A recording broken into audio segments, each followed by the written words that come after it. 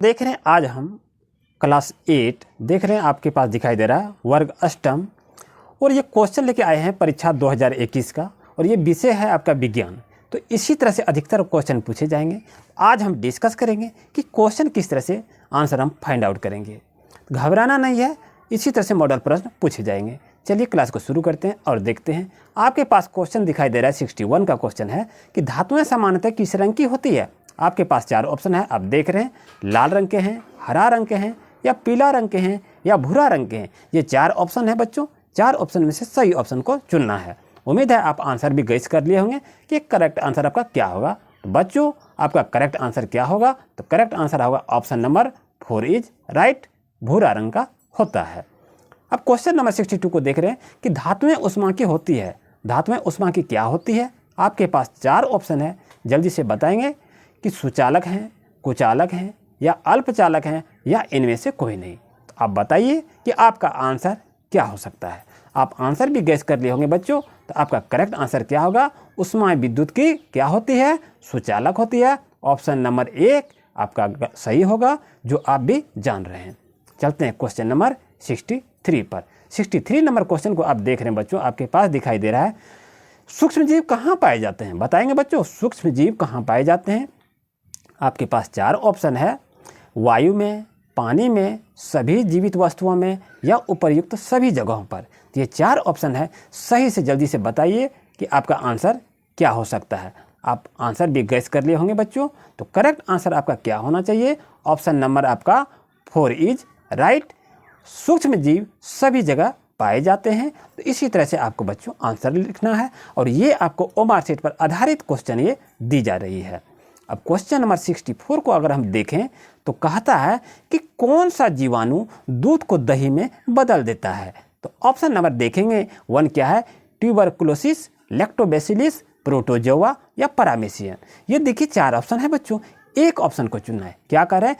4 option में से एक ऑप्शन को चुनना है कि सही ऑप्शन क्या होगा। तो आप आंसर भी गैस कर लिए होंगे बच्चों, क्या आपका आंसर क्या हो सकता है। तो आपका सही आंसर क्या होगा? Option number 2 is right. 2 number option आपका सही होगा, लैक्टोबैसिलस इज राइट। चलते हैं बच्चों अब क्वेश्चन नंबर 65 पर। 65 नंबर क्वेश्चन में क्या कह रहा है? किशोरावस्था की उम्र क्या है। बच्चों देख रहे हैं आपके पास क्वेश्चन क्या कह रहा है कि किशोरावस्था की उम्र क्या है। तो किशोरावस्था की उम्र आपके पास ऑप्शन है 10 से 15 वर्ष, 12 से 21 वर्ष, ऑप्शन नंबर 3 है 10 से 19 वर्ष, और ऑप्शन नंबर 4 है 18 से 25 वर्ष। तो सही ऑप्शन को चुनना है। लेकिन बच्चों याद रखिए किशोरावस्था की शुरुआत लगभग कितने वर्ष से होती है? 10 से 11 वर्ष की आयु से शुरुआत होती है, तथा यह 18 से 19 वर्ष की आयु तक रहती है, ये इसमें कहा जा रहा है। लेकिन आपके पास ऑप्शन उस तरह से नहीं है। तो करेक्ट आंसर आपका बच्चों क्या होना चाहिए? करेक्ट आंसर होगा ऑप्शन नंबर 1 इज राइट, 10 से 15 वर्ष। चलते हैं बच्चों क्वेश्चन नंबर 66 पर। तो 66 क्वेश्चन में कह रहा है बच्चों कि किशोरावस्था में लड़कों के उभरे हुए स्वर यंत्र को क्या नाम है।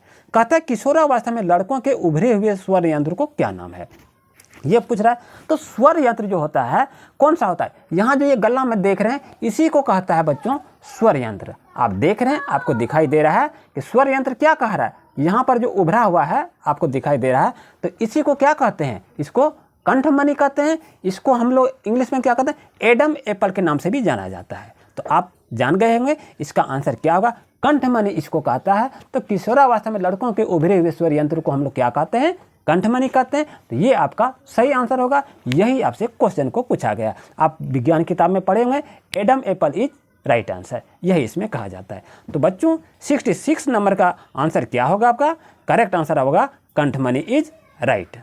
चलते हैं क्वेश्चन नंबर 67 पर। 67 क्वेश्चन में क्या कह रहा है बच्चों कि बल का मात्रक क्या है। बल जब लगाते हैं तो उसका मात्रक क्या होता है, ये इसमें कहा जा रहा है। तो बल का मात्रक क्या होगा? ऑप्शन नंबर 1 आपके पास है, पास्कल होगा, न्यूटन होगा, जूल होगा, या वाट होगा। अब बताइए बल का आशय मात्रक न्यूटन होता है। ऑप्शन नंबर 2 इज करेक्ट, यानी ऑप्शन नंबर 2 आपका क्या होगा? सही होगा, जो आपके पास दिखाई दे रहा है। अब चलते हैं क्वेश्चन नंबर 68 पर। 68 में क्वेश्चन को कह रहा है बच्चों, ध्यान से देखिए कि जब एक वस्तु दूसरी वस्तु पर सीधे भौतिक संपर्क द्वारा बल लगाती है तो उसे कौन सा बल कहा जाता है। भौतिक अवस्था में कह रहा है।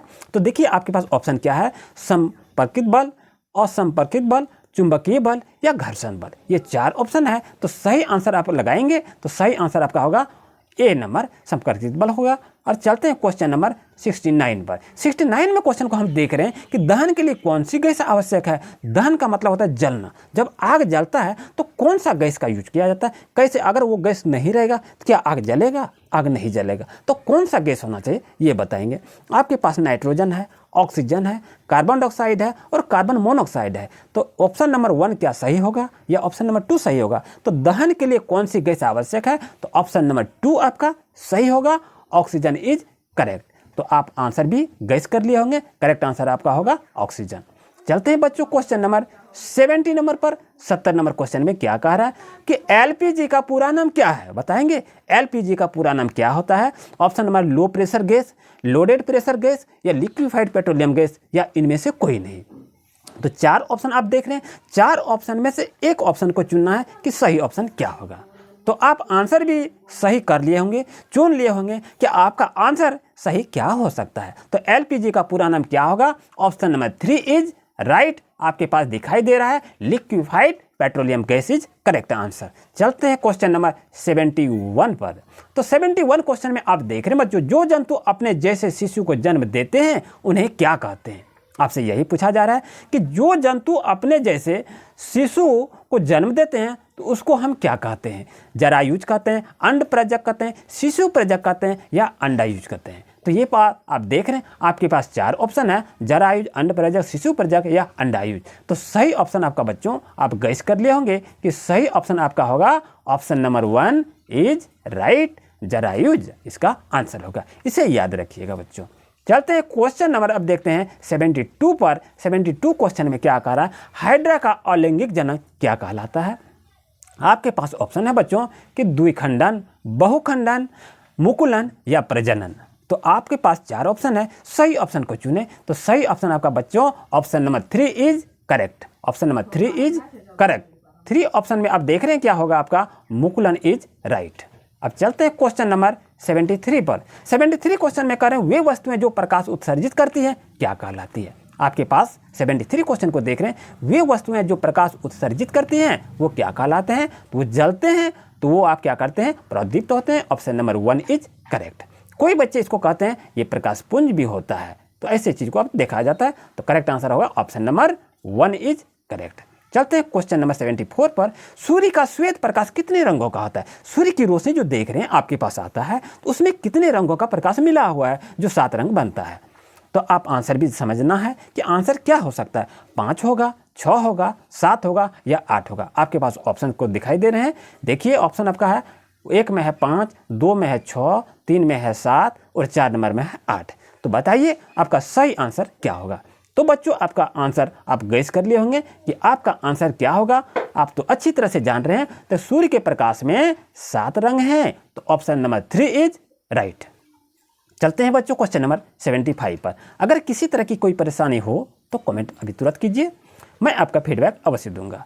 चलते हैं क्वेश्चन नंबर 75 में देख रहे हैं बच्चों कि झारखंड की एक प्रमुख आपदा इनमें से क्या है। यानी झारखंड में एक बहुत बड़ी आपदा होती है जिससे बहुत आदमी मर जाते हैं। तो वो आपदा क्या है। तो आपके पास ऑप्शन क्या है कि बाढ़ से है या भूकंप से है या ज्वालामुखी से है या तड़ित से है। तो आपके पास 4 ऑप्शन है, सही ऑप्शन को चुनकर आपको आंसर को फिट करना है।